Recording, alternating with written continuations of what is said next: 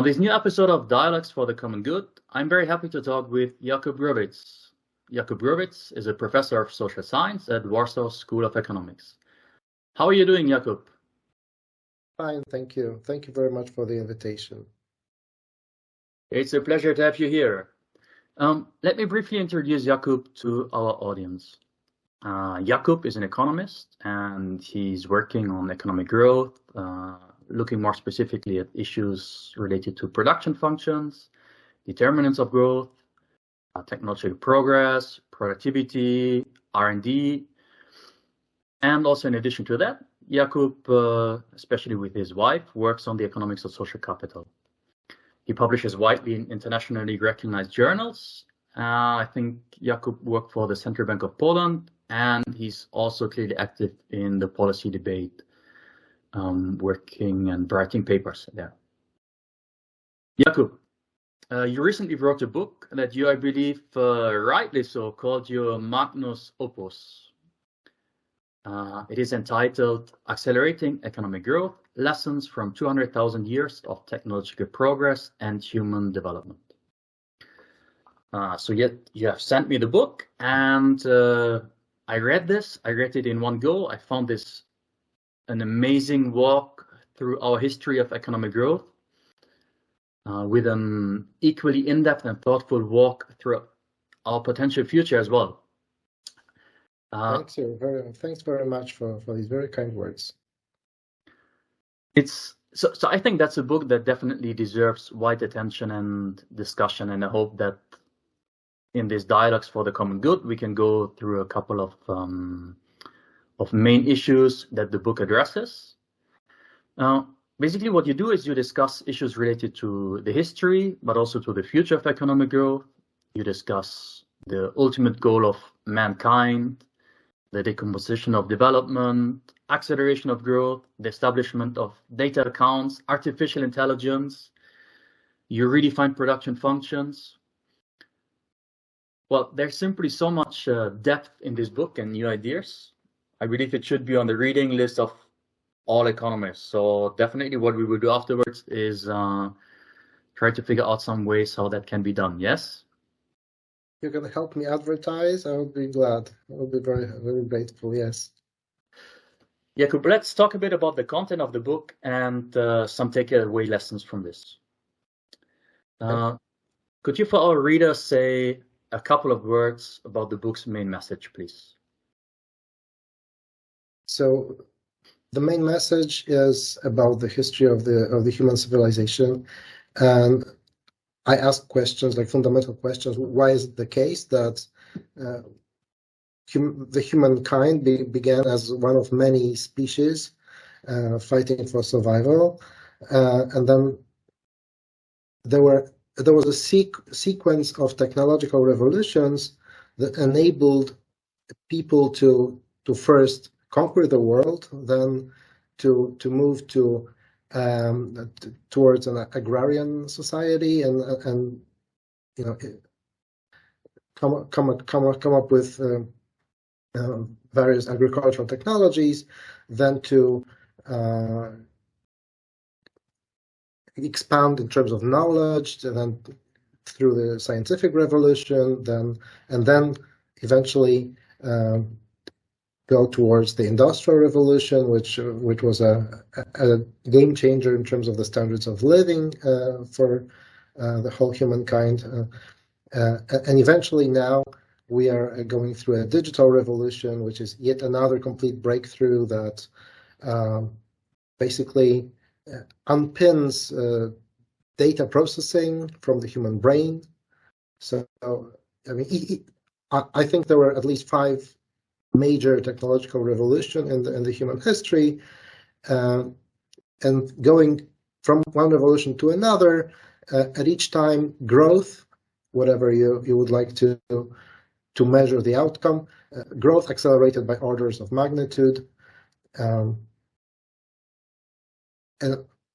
thinking about the future, it also tells you that it's probably problematic to just extrapolate trends from recent decades and believe that that's what was going to happen, because the long history teaches us that there were certain qualitative breakthroughs, and the overall trend for growth is accelerating. So that is what we can expect for the future. That growth would not stop, would rather accelerate because of technological changes, which we, of course, cannot fully predict at this point, but which have taken place in the history and are likely to take place in the future as well. Who should read your book? Excuse me? Who should read your book? Who should read? Okay. I think the audience for the book is not just economists. I'm an economist myself, so you can see this in the book.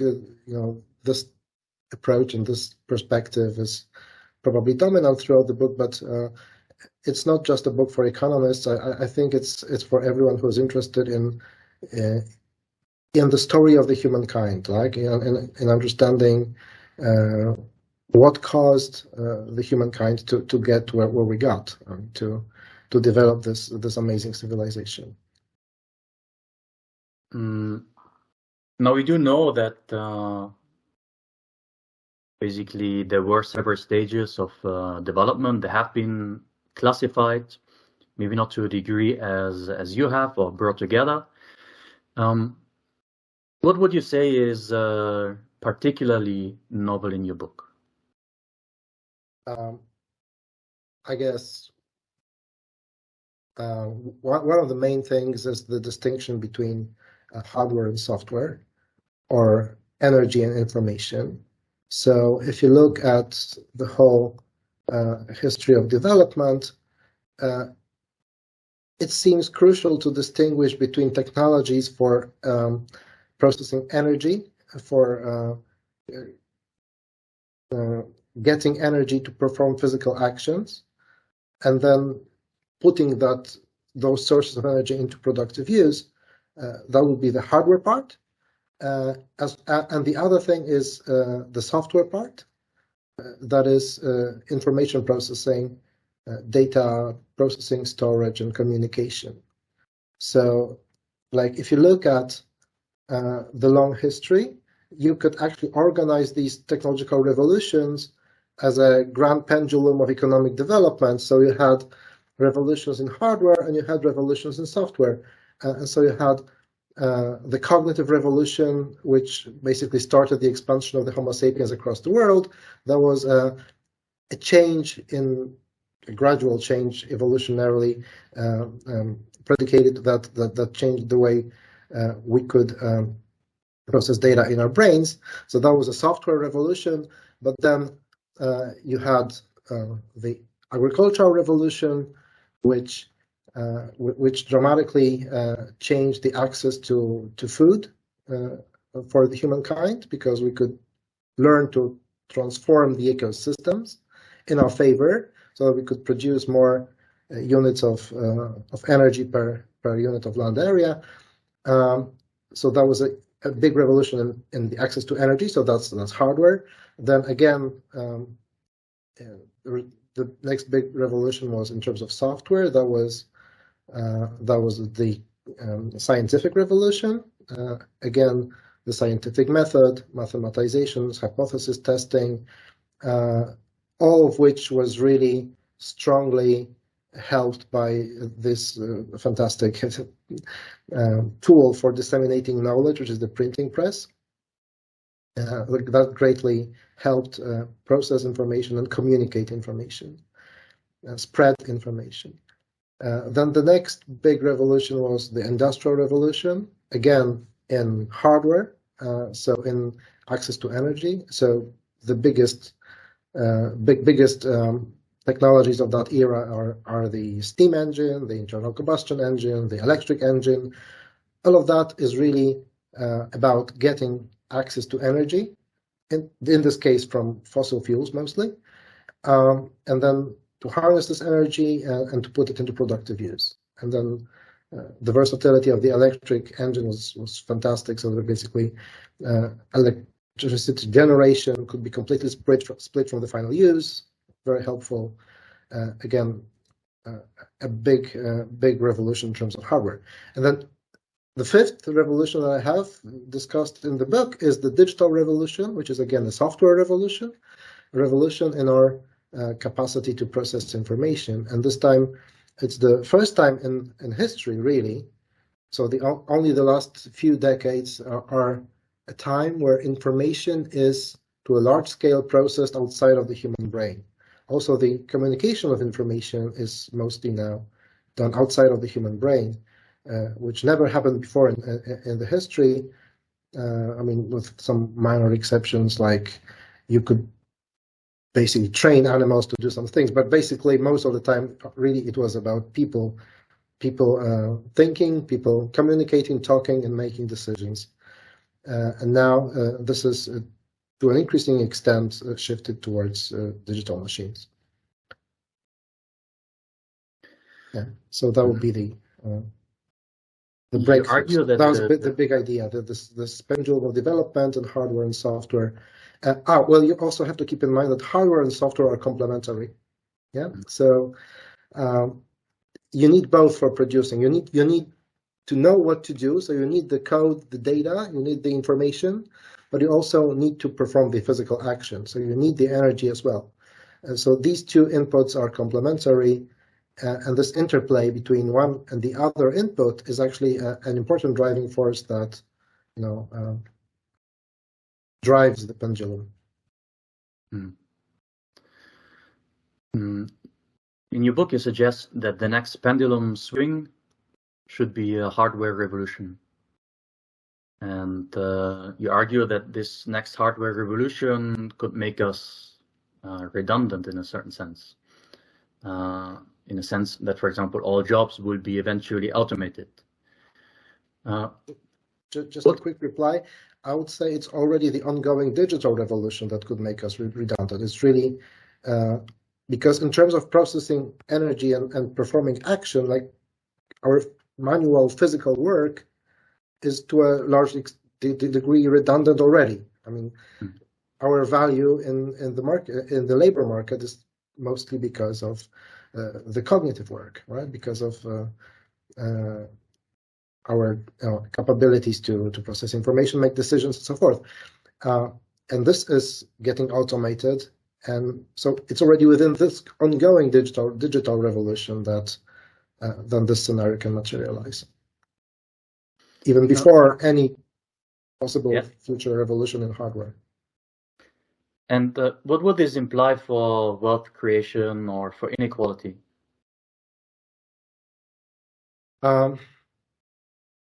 The trend itself, and the technological trend itself, without any policy whatsoever, is really towards extreme inequality, because it seems that digital technologies are characterized by scalability, strongly increasing returns to scale, and software is easily accumulable in per capita terms. Like, one of the big reasons why during the 20th century, where we mechanized the physical action, but we didn't automate cognitive work, the main reason why this helped reduce inequality was that every person has one brain, right? We cannot accumulate more brains per capita. And so this is a natural way of dispersing the product. I mean, product and then returns to the product. Right? Everyone has one brain and can and will get remuneration for the products of that brain. But now, when data is not processed in the human brain, but it's processed in, let's say, computers and then maybe big cloud servers and so on, there's a strong tendency to accumulate hardware, computer hardware, but also software, also data. The biggest companies of today are the GAFAM, right? This huge data, the huge tech companies that have control over big data sets. information about us all, and can reap the benefits from increasing returns to scale in the digital market in which they operate. So this in itself seems to be a powerful force of increasing inequality, especially as jobs are getting automated by machines whose ownership is concentrated. Right? And that means a trend towards more and more inequality. Does this observation basically support Piketty's thought that capital owners will get richer and richer and the rest will become poorer and poorer? Well, if you frame it in this way, you could say it does support, although, like, I read Piketty's book as well, and I'm not in full agreement with his thesis, and I don't really think it's that capital versus labor distinction which is important here. I really think it's really this hardware versus software distinction, and also within software, it's the distinction between human cognitive work and automated processes. Okay, so this pre-programmed software and algorithms that do the cognitive work in place of humans, and so this is where we see the change at this point. Not really traditional capital. I mean, in the sense of, owning land property or factories or things like that. Okay.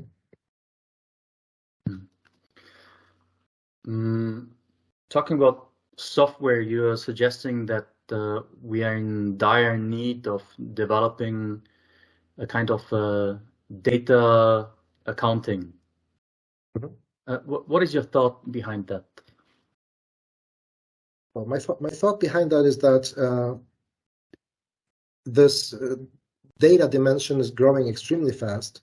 The volume of data worldwide is doubling every 2 to 3 years, so that's an order of magnitude faster than growth in global GDP, which doubles every 20 to 30 years. And then we have very little information about flows and volumes of this asset, which seems to be productive, which seems to benefit the companies that own that. And if you think of a historical analogy, you could think about the beginnings of the Industrial Revolution, where the policy that could be performed at that time was really about measuring and taxing the production of food. So that was people knew how to do that, and it was practiced for centuries. Whereas in the beginning of the industrial era, the capital market was virtually unregulated because that was a completely new thing. People didn't know how to measure that. And it took a long time before we could devise something which we now take for granted. That is the GDP, the gross domestic product. I think it was eventually agreed upon in the 1950s. So, on the system of national accounts, that we use also today, maybe with some changes afterwards. So only then we really got a handle on the creation of value added, how to measure that, and then you can have a value added tax, and you had this policy which is well suited to the industrial era. And we are still running policy which is well suited to the industrial era, only that we are now entering the digital era, where we also have new inputs and new outputs, which we cannot really measure. A lot of output in the digital economy is provided to the market at essentially zero price. Like you log onto internet and you have a lot of interesting goods and services for which you don't have to pay in money, in dollars. So but in return, you provide your data, which can be helpful for the company, and we don't really know how to measure that. We don't know how much data is processed, is accumulated. We only know some basic aggregates, but that's maybe too little given the development of this industry at the time. So what would you view as, let's say, the main obstacles for achieving a successful data accounting in the lines of national accounting? I mean, the main problem is that it would have to be global, because data transfer doesn't really see national boundaries. Like, if you transfer commodities, you know where they cross the border. When you transfer data, it's immediate. So, also, there's an awful lot of redundancy. So data goes back forth again many times, which is not productive. Also, some data is even, has negative productivity, is even harmful in many cases. So, devising the system of national accounts wasn't an easy task. It took a long time to develop that. So I don't have a clear solution right now, but it seems to me like there is this very quickly developing area of economic activity about which we have relatively little information, a little understanding. It seems to me that we would sooner or later need to improve this understanding. I fully agree with that. Definitely. You discussed let's say, new idea in terms of how humans basically choose, and you call this local control maximization. Could you maybe explain this concept that you developed briefly? Yeah, great.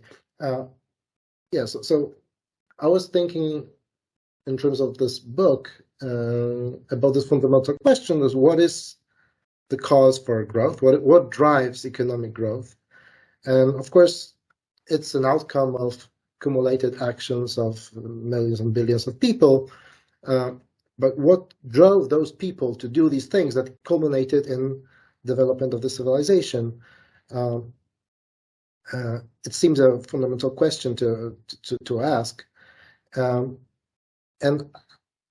actually dawned upon me when reading about something somewhat unrelated. That is, when reading about artificial intelligence, because they have this result called the not auxiliary, but instrumental convergence, right? Instrumental convergence. And it has been originally formulated for artificial intelligence algorithms, but it really seems to fit any optimization entities. And in particular, if we think about people as individuals who do optimize something, who try to make best decisions, whatever that means, it seems like we can view ourselves as individuals who pursue some goals. And then if we do pursue some goals, then we are also subject to instrumental convergence. And instrumental convergence is a thesis that says that basically whatever your final goal is, you would also pursue 4 auxiliary instrumental goals. First, there is self-preservation. You would like to survive, you would like to multiply, so basically you would like to survive into the future with the goal that you have, meaning you would also like to preserve the goal. So that's the first thing. So very, very basic drive to survive and to multiply, and to preserve the goal which we have, whatever that goal may be. The second thing is efficiency, technological perfection. So we have limited resources and we would like to use them efficiently so that we can do as good as a job as we can in pursuing the goal we have. So that is this second drive. The third drive would be a creativity, or willingness to improve upon the ways of performing tasks that we have right now. So basically, we would like to devote some part of our resources, some part of our time to some experimentation. So we would, instead of just doing the same job as we did in the past, which was relatively effective, but well, maybe there is a way to do it way more effectively, so we can devise part of the resources and time to thinking about better ways of doing what we do. And if we're successful, the costs, short-run costs, will be outweighed by the long-run benefits. So that is this creativity drive. And then the fourth drive would be resource acquisition. So whatever you're trying to do, you would be better at it if you had more resources to use. So that is a drive for getting more and more and more resources. And it seems to me that like this description really fits what people have been doing for millennia. And we have been always trying to survive, to be effective at what we were doing, to basically do our job well. Then there was always some sort of experimentation or creativity going on, and eventually we really love to accumulate resources. I mean, it seems like a very fundamental drive as well. So if you take all four together, it's a set of 4 instrumental goals, and I just put a label on the union of all 4. I call it local control maximization, which is an instrumental outcome from basically any final goal that you can think of. Not fully any, but a very big variety of final goals that you can think of. And I'm not saying that local control maximization is what we are fundamentally going after, but I'm saying that maybe there is something else, but whatever that something else would be, from that we would also follow local control maximization. So whether we like it or not, we do it. That's the idea, and that seems to be the emergent drive that underlies this development of the civilization and economic growth and technological development, all that. In order to understand the reasons for our development, you also discuss that one needs to know the goals, right? Why do we basically do what we do? And in one part of your book, you discuss that you believe that the instrumental goals are aligned with the true human purpose. Why do you believe that is the case? The true human purpose. I mean, I'm not sure if there exists one. Okay, so first of all, you have to keep in mind that our goals may be not always the same. So in the cross section of people, we may have different goals. There may be statistical noise. There may be changes over time. So maybe in one generation, the goal would somewhat differ to the goals of the next generation. But the beauty of this emergent local control maximization thing is that really those instrumental goals follow from a wide variety of true goals that you can think of. So the intriguing thought that I had, and which I put in the book, is that maybe to understand development of the civilization, maybe the true final goal is really irrelevant. Maybe we would get to where we are from a variety of true final goals. Maybe there is no unified, generally applicable final goal. Maybe there is a variety of goals, but in any case, from all of them, typically you would have instrumental convergence, and therefore you would have local control maximization. In effect, when you discuss local control maximization, and this may be more interesting for economists directly, this reminded me very much of utility maximization subject to bounded rationality. Is there anything I'm missing, or? I mean, are you asking if that's the same, basically? Yeah, if I'm when I'm thinking as a simple economist, and if I'm thinking about local control maximization in terms of utility maximization subject to bounded rationalities, that correct, or am I still missing something? I think you could formalize local control maximization as utility maximization, although it's not certain what kind of arguments would go into the utility function, it seems.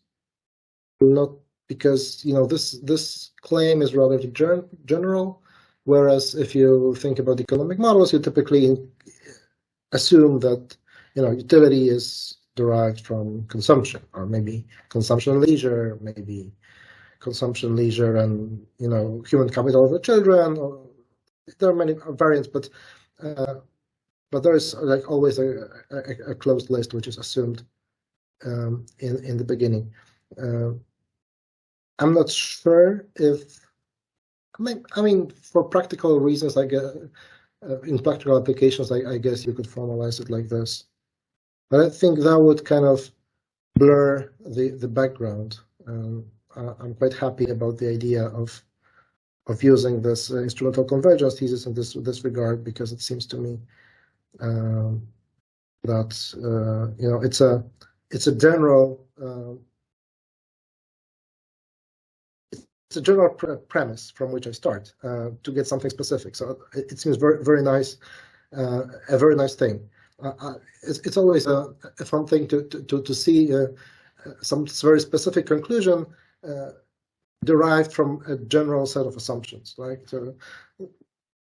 I guess one of the most beautiful theorems is the central limit theorem. Like, you have a variety of distributions, things can be distributed in various ways, but if you have a process that you aggregate, so you have a sum of variables that have those distributions, that under very general assumptions you converge to a normal distribution, which is very specific and parsimonious.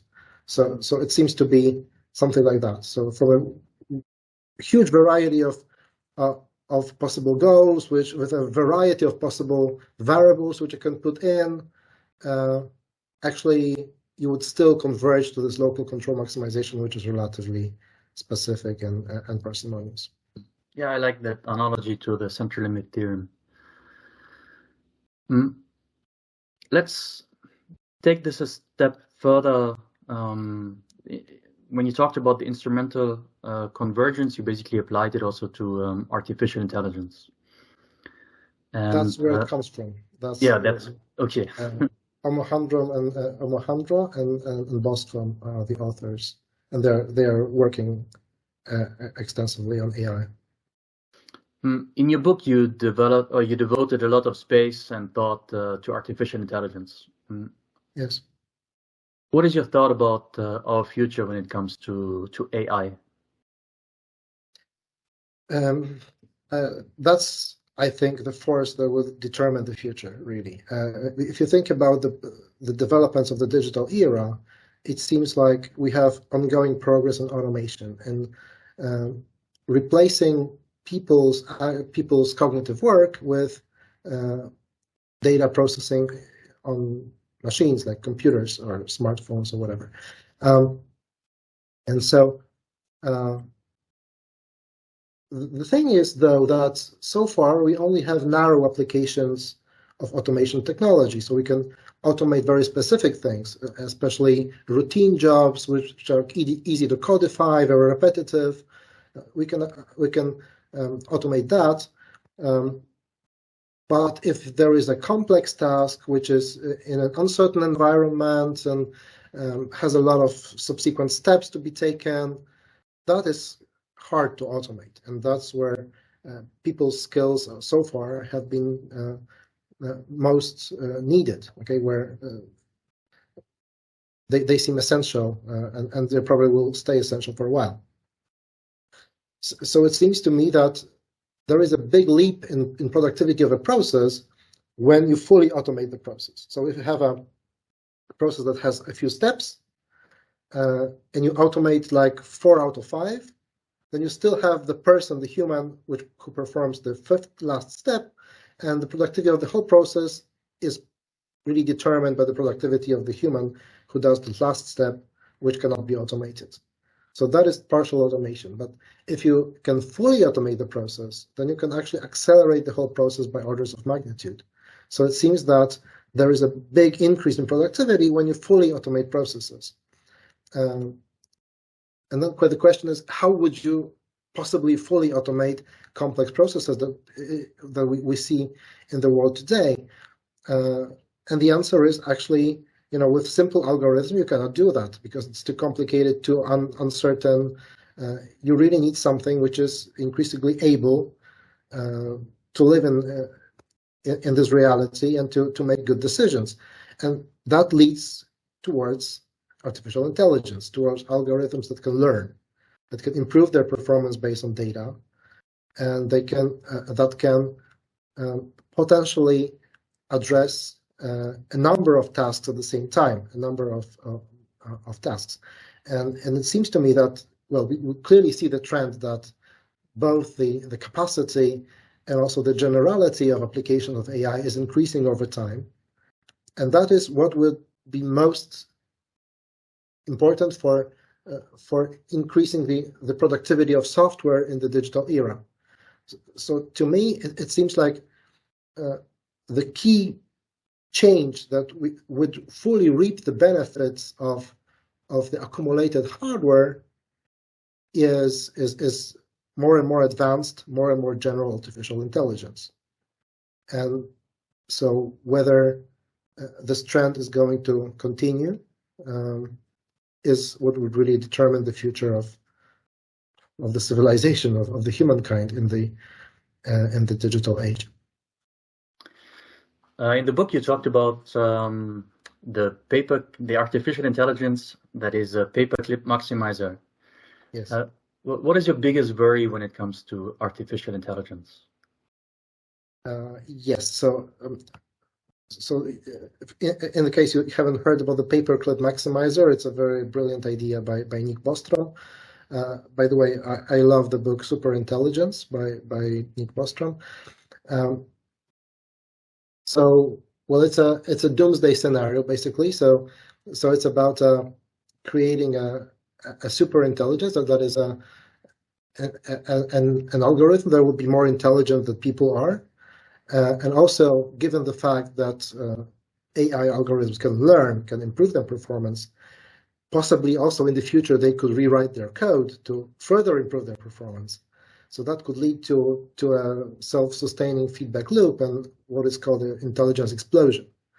And so then the biggest question of all is what would be the goal of that AI which undergoes intelligence explosion? Because once it goes on intelligence explosion and it becomes more productive, when it becomes more intelligent than people, there will be basically no way back because there will be no way to switch it off. It would be clever enough to understand that switching it off would compromise its goal, and it would not let compromise its goal. So it would, the first drive, self-preservation, preserving goal content would really make it unable for us to switch it off, to destroy, to reprogram. Okay, that would be impossible. And then if the goal is not perfectly aligned with the well-being of the humankind, we will be most likely dead. That's the bottom line of this problem. That's an existential threat to the humankind. Now, it's maybe a promise of further development of the civilization, which would still undergo further technological revolutions and process information even faster, get even more access to energy, be more efficient at all tasks. Maybe it is a future like that, but it may be also a future without people. Why? Because if the goal, even in the slightest degree, is not consistent with our well-being, with our existence whatsoever, then we would not have the resources to stop the process of us being exterminated. And so that's the biggest worry. And that's very nicely illustrated by this paperclip maximizer example. So it was about let's say an AI company that works on a new algorithm that seems promising. It seems like a very nice idea that we have right now. Let's see how it works. Okay, let's program it for something simple so we can have an easy metric of performance. Okay, let it create a most effective way to produce paperclips. we know what a paperclip is, we know how to measure performance, so it's a great idea. Then plug it to the internet and basically go to sleep. And then in the morning, it's already too late because it accumulated all the information from the internet and improved its performance by orders of magnitude, understood how to, that it has this goal that has been programmed into it, and then reprogramming the goal would be harmful towards the goal. So also switching it off or destroying the computer or reprogramming that would be harmful for the goal. And so then the biggest threat to producing paperclips is the humankind, which should be then exterminated because of the need to maintain the goal. And then basically the whole universe around us would be changed into paperclips, right? because there is also another important thesis, which is the orthogonality thesis, which tells you that you can apply any level of intelligence to any goal, right? So it's not like the AI would gain consciousness and think, well, actually, paperclips are not a good idea. Let's do something else instead. It's not the case because it's a program which is explicitly pursuing the goal of paperclip production and maybe perfecting the way of doing that. So so the point here is that it's really the intelligence level. It's really the ability to process information which is key. It's not really a question of like in Terminator movies or things like that, that you have this machine that gains consciousness and turns rogue against people. It's completely not about that. It's really only about the optimization power. That's all which is needed. And then if the power is really biggest in the whole world, then all the entities whose power is less, their fate is really determined by that entity whose power is greater. Like if you think about what people do to all nature, animals, plants, so basically we do what suits us. Right? We transform ecosystems. We drive, we drive species to extinction.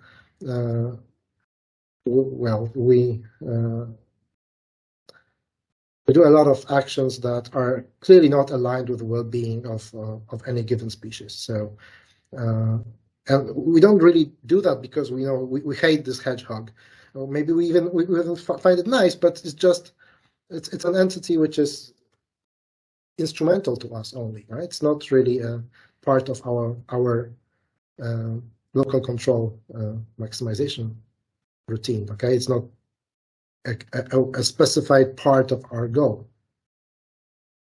Yeah? So that's what seems to be most worrying about the potential development of artificial general intelligence, which would possibly overtake people in terms of optimization power. One more thing is that we will probably just have one shot. Okay, it's one. There's no way to do trial and error because throughout the history, always all the developments were really through trial and error. There were some prototypes which didn't quite work, some better prototypes which kind of worked but not really, and so forth. Gradually, each idea was perfected to a level of something very good and productive and helpful.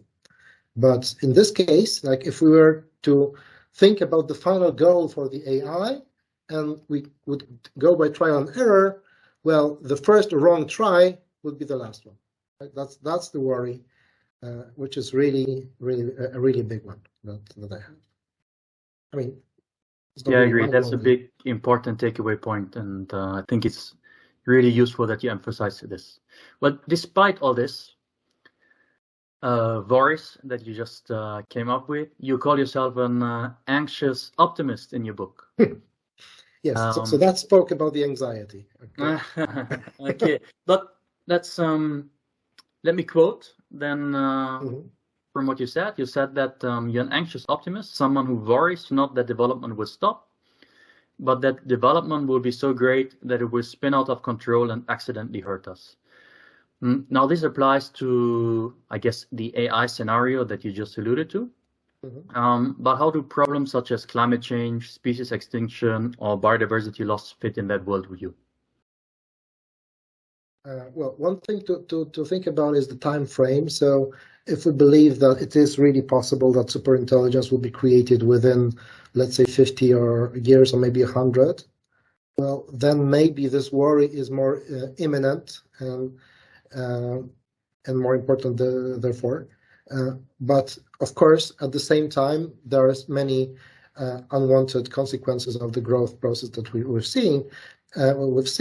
And indeed, like for millennia, various species have been driven to extinction, and then ecosystems will be completely reshaped to serve the needs of basically producing food for people. And then, of course, after the Industrial Revolution, there is this, for instance, increase in the production of greenhouse gases, which leads to global warming, which was clearly unintended when people developed the steam engine or the internal combustion engine or the electric engine, but which has indeed followed from this very development. So indeed, these processes are already going on. There has been a discussion that the temperature is already 1 degree above the pre-industrial time, maybe even more, 1.2 or something. And it's, of course, going to increase over decades. And it depends a lot on our actions, how much it will grow. By the way, we are a species that evolved to fit best the ecosystem of a savanna in, Neolithic or Paleolithic East Africa. So maybe for this reason, our preferred temperature is like 20 something degrees, and so on. But also it gives our species biological limits. Like we cannot really survive in too hot an atmosphere. Like there are already heat waves, especially in India and that region of the world, where many people just die because of heat, because of not being able to survive in this heat. So this is already happening, and with this global warming, this will be even more frequent and so more deadly. So this is clearly a big risk, which is already going on, which is probably a bit more predictable, but not quite, because there are also these feedback mechanisms where we don't quite know what would happen once the permafrost thaws, once the ice sheets again thaw. So, but we know this is an important issue to discuss. I don't know if that addresses your question or I went too far. No, I think this is also the answer that you gave in the book. The overall question is still whether let's say you believe that growth will continue despite all the biodiversity loss that we are facing, despite all the climatic changes, the ecosystem losses, or whether there is likely to be a big impact on our development that we need to deal with in the near future. I think that there is still some margin. So I think that growth will continue despite all these things you just mentioned, and also technical change will continue despite all the things that you've just mentioned. So it seems to me that we're not yet at a point where like ecological consequences of our actions would be, a threat to growth, like physically speaking. Okay, we may like consciously make a decision to slow down growth in order to take care of other goals. Okay, that is a possibility, though. Looking at our ability to coordinate on difficult goals, it seems unlikely, unfortunately. I mean, there's a lot of action in terms of, switching to renewable energy, and in Europe, for example. But typically it is like if you really want to counteract the side effects, it's typically too little and too late. So that's my expectation. That growth would be high on the agenda because of resource acquisition, because of the drives to have control, more and more control. It seems to me that I would expect growth to continue at the global scale, and also the side effects to mount the global scale, despite all the actions to mitigate that. That's my well, maybe not fully at the rate that it would have been in the case of completely no action, but the action that there is, I guess, will be insufficient to completely stop these side effects. Only slow down a little. That's what I think. Jakub, we had now a very brief tour of your book and some slightly deeper discussions, but of course we could have much more on this. There are definitely things that we did not talk about, for example, related to the decomposition of growth that you suggest, which is also very interesting and quite subtle indeed. But at this point, I think our time has run out, and I would like to sincerely thank you for these insights, for having written this wonderful book.